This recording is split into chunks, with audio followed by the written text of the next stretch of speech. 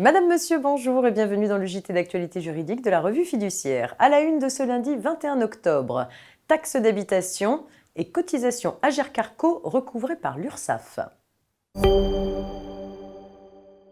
Depuis le 1er octobre dernier, les avis de taxes d'habitation sont envoyés aux contribuables par courrier ou via leur espace particulier. Une série de questions-réponses mises en ligne sur le site de l'administration fiscale aide les contribuables à comprendre leur avis d'imposition. En effet, ceux dont le revenu fiscal de référence de 2018 ne dépasse pas un certain seuil sont éligibles à un dégrèvement de 65% de la taxe d'habitation 2019 sur leur habitation principale ou éventuellement un dégrèvement dégressif.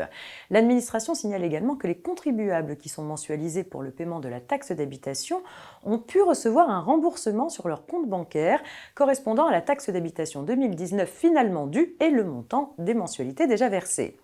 Des informations détaillées sont disponibles sur le compte fiscal des contribuables concernés depuis le 16 octobre 2019. On s'intéresse à présent aux cotisations Agirc-Arrco, bientôt recouvrées par l'URSSAF.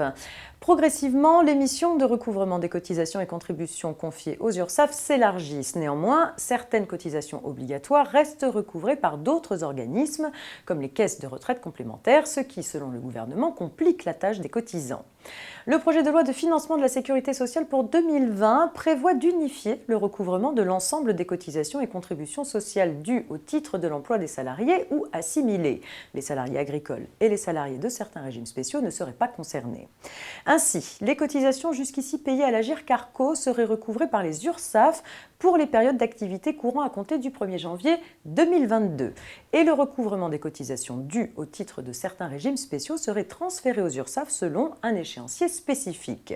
Mais nous n'en sommes qu'au projet de loi et ces mesures peuvent évoluer au cours des débats parlementaires. C'est la fin de ce JT. Excellent début de semaine à toutes et à tous et à demain.